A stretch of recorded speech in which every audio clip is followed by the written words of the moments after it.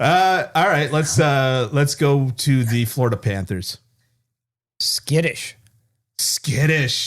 That's a good one. Yeah, that's my word for the Florida Panthers. Yeah. Skittish. Yeah. It looks like the moment's too big for them. It does look like that. And I mean, this is a team that was like scoring tons of goals. Yeah. And they're 5-on-5. They haven't done much. Yeah. Their power play hasn't been good. Yeah. They just look like a team that's not ready for this level of competition. Yeah. So I remember in our preseason prediction, you were talking about being concerned about the goaltending for the Florida Panthers. And my response was, yeah, but they only have to be better than Samsonov. Right. I'm looking pretty stupid for that one now. Like, it just, I just thought that, okay, Bobrovsky's floor. Anyways, it's bizarre. Like, here's just a quick stat. The Florida Panthers have a 57% Corsi for, which is excellent. They're controlling tons of the shot attempts, but only a 53% actual expected goals for, meaning that their actual shots and shot attempts are not high danger, not high risk, not in good situations. Right. And like, all due respect to Washington, we're not talking about a Barry Trotz coach team here. No, we're talking about an old, slow team with goaltending issues. Right. You're not bringing it. If you're Florida, you're just not bringing it. Yeah. And what I will say about the Florida Panthers, though, is I don't know if they're going to win this series. Yeah. I have no idea whether they're going to win this series. Yeah. They were one late last minute goal away from being down 3-1 in this series. Yeah. So I don't know if they're going to win, but if they do, they may be unstoppable in the East.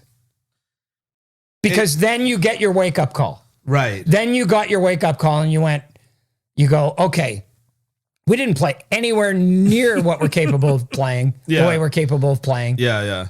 But yet we managed to pull it out. We managed to win this one. Yeah. So now we're going to get our stuff together, So as much as I just chided myself about the goaltending thing, I will say this before we get on to Washington.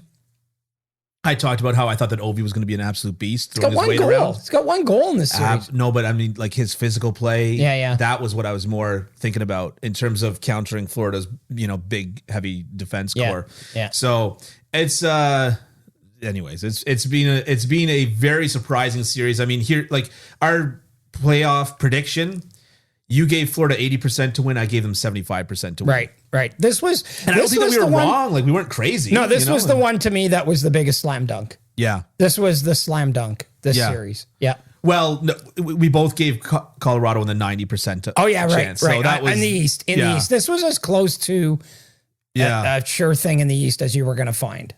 Yeah, I completely agree with you. Yeah. But kudos to Washington. Yeah. Because this isn't just Florida collapsing. This is Washington seizing an opportunity. And so tell us your word for Washington. It's just, huh?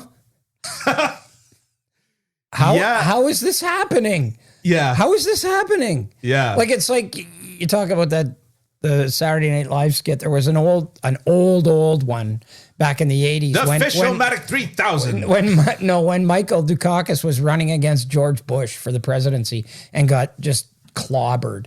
Right. And they were having a debate and George Bush is just giving all this gibberish. And I think it was Dana Carvey doing George Bush. Right. And he was just giving all this gibberish. And Michael Dukakis looks at the screen and goes, I can't believe I'm losing to this guy. And it's like, that's where I'm at. Like, I can't believe this is happening. Yeah. I mean, that's as good a word as any for the Washington Capitals, who I mean, it's not like they're still old, they're still slow, and their goaltending is still suspect. Like they've had to use both goalies. Yeah. Right. Yeah. And it's funny because what's the other guy's name there? I thought that they were going to start with Samsonov. Right. And they ended up starting with Vanacek, and then they've gone to Samsonov. Like if you said before the series, this is like one of my favorite hypotheticals. If you told me before the series, right, what would you think? Right. If you told me that Jack Campbell before the Leaf series had like a 920 or something like that. He doesn't though. Doesn't he doesn't. He's got like an 895 total. It's just last night. Okay.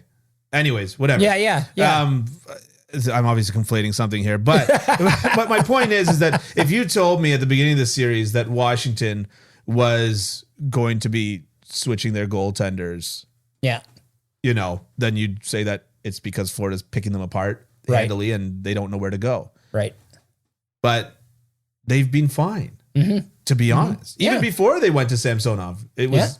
I actually thought that they kind of made the change a little quicker than I would have expected, to be honest. Yeah. But I guess that's the And the thing games when you got they've two won, the wild games cards. Washington has won have been like routes. Yeah. Yeah. They've they've shown that they've got something to play for still. And you were really down on them and I was a little down on them, and it's but the bottom line is that it's really not what either of us suspected. Yeah. So before we move on to the next thing, don't forget to check out our live streams, Hockey Podcast Network YouTube channel. Check out kencampbell.substack.com. You can get this podcast directly in your inbox, as well as Ken's writing, which is almost as entertaining as Ken speaking. Really? Okay. Yeah. Wow. You're a character on the sheet as well. That's what she said. On the sheet. On the sheets. Barely made a wrinkle.